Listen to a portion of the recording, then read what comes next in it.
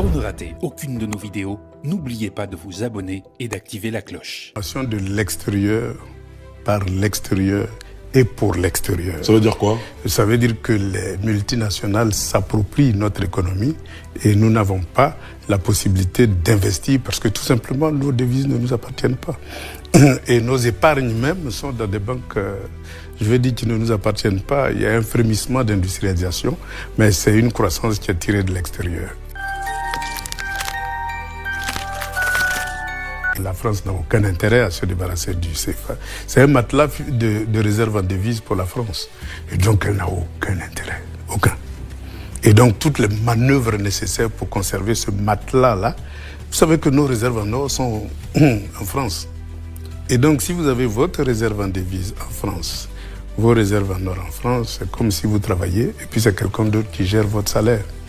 Il est bien évident qu'ils ne vont jamais autoriser à ce que vous investissez en étant en concurrence avec celui qui gère votre salaire.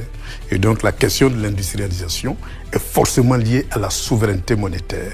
Sans souveraineté monétaire, on n'a pas les moyens de notre politique. On peut faire de beaux programmes, de beaux discours, mais c'est ceux qui financent, en dernière analyse, qui parfois décident des projets à financer.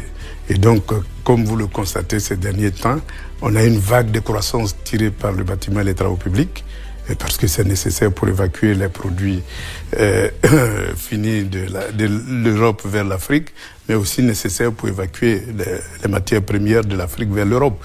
Donc, c'est des investissements qui arrangent le système. Mais vous ne verrez jamais, à part les 2 décennies de l'indépendance de la Côte d'Ivoire, où grâce à la caisse stable, vous pouvez amener une politique vigoureuse de création de 60 à 80. De 60 à 80. Mais on a vu comment ça s'est terminé. Ça a été démantelé, privatisé, vendu. Et aujourd'hui, on est privé de ce potentiel industriel-là. La Côte d'Ivoire s'est désindustrialisée. Est-ce que vous n'avez pas le sentiment justement qu'il y a une réindustrialisation aujourd'hui? On a une croissance qui était basée sur une économie de rente. Aujourd'hui, il y a un début de transformation. On est proche des 50% de transformation, par exemple, au niveau des fèves de cacao. Est-ce que c'est un bon point ou vous estimez qu'on peut faire mieux? Que vous ferez mieux? Et pour l'extérieur. Aujourd'hui, il faut rendre endogène le développement industriel. Et comment?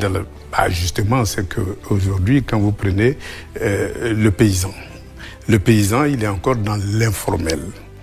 Il est dans l'informel alors que beaucoup d'enfants de ces paysans-là sont à l'école où ils ont appris à gérer des entreprises. Donc, il faut passer du statut de paysan au statut d'entrepreneur agricole pour que les fils de paysans prennent